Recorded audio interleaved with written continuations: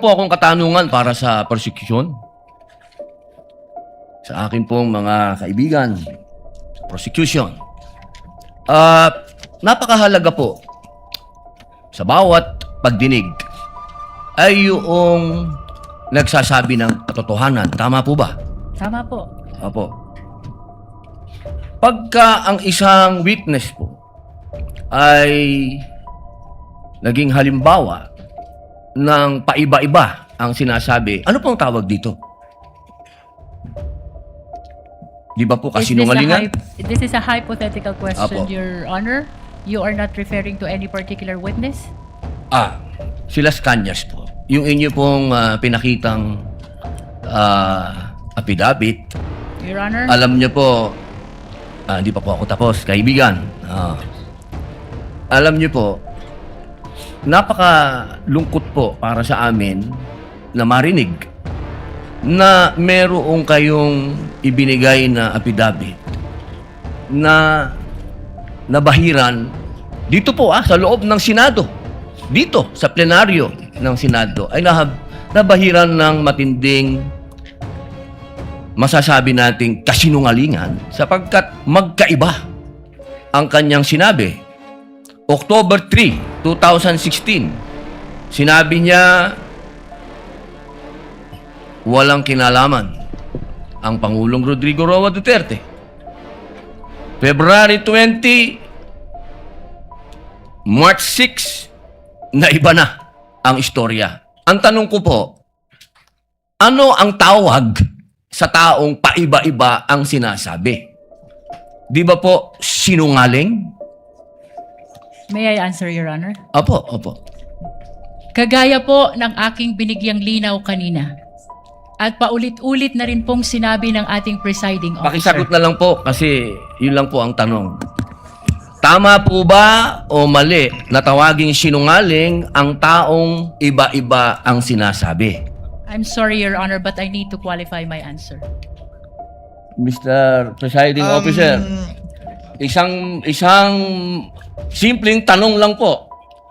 The lead prosecutor may agree or disagree or state a different characterization.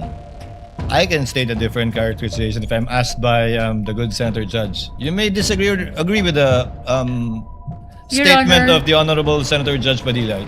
Feel free to say no or yes, Counsel. Kagalang-galang ng mga senator judges at sa atin pong mga nanonood na kababayan. Dahil binanggit po ng kagalang-galang na Senador Robin Padilla ang pangalan at ang affidavit ni Arturo Las Cañas, nais ko pong linawin ang kanina ko pong manifestasyon. Ito po ay ipresenta sa impeachment court bilang bahagi ng Presiding testimonya Officer, ng witness. hindi pa din po sinasagot ang Lead prosecutor, the response, it's not responsive to the question of Senator Judge Padilla. Allow me to, if the good Senator Judge will allow the presiding officer, pwede ba nating sabihin, lead prosecutor, na ang testigong pabago-bago ang kanyang testimonya sa magkakaibang petsa o araw o panahon ay isang testigong hindi maaasahan? Without particular reference to Arturo Las Sa Cañas, pangkalahatan, I agree with you, Honorable Presiding Officer. Posible nagsisinungaling siya sa isa, nagsasabi ng totoo sa isa, o nagsisinungaling sa isa, nagsasabi ng totoo sa isa, hindi na natin malalaman yun. Tama po ba yan? Without particular reference to Arturo Las Cañas, I agree with you, Honorable Presiding Officer. Thank you. Maraming salamat po, aming ginoong You may proceed, tagapamahalang Senator hukom. Judge Padilla. Opo. Kasi po, katulad po ng sinabi ng aming Senator Judge 10,000 hours Pampilo Lacson, napakaliwanag po ng sinabi niya. At kami din po dito, ako po mismo ay gumawa din ng panukala na dapat yung mga nagsisinungaling dito, yung mga paiba-iba ng testimony na nagiging aming mga witness, ay dagdagan dapat ang sintensya ng perjury. Kailangan amendahan ang batas na yan. Ngayon, bilang pakiusap po sa inyo, sa prosecution, pwede po ba na sana ay maiwasan natin ang pagbibigay ng witness na may kasong perjury? Hindi na po ito si Las Cañas.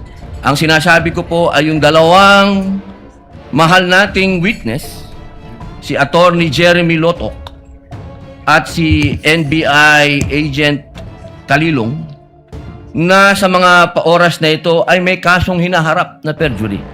Pwede po bang iwasan natin na may mga ganito tayong witness para ang nasasakdal po kasi dito ay ibinoto ng 32 million na tao.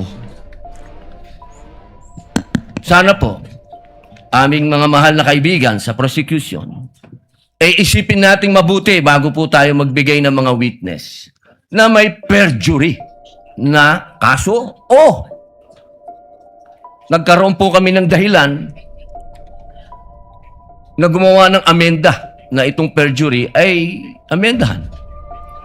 Pwede po ba yon? Your Honor, with all due respect, I would like to take exception to the question and manifestation of the Honorable Senator Judge Robin Padilla. First of all, we were able to verify already that there are no cases pending against the prosecution witnesses. In addition, Your Honor, and only to respond to the concern of the Honorable Senator Judge Padilla, ang conviction po ay hindi ground for disqualification unless it is final and unless it is punishable by more than 1 year and that the crime constitutes moral turpitude.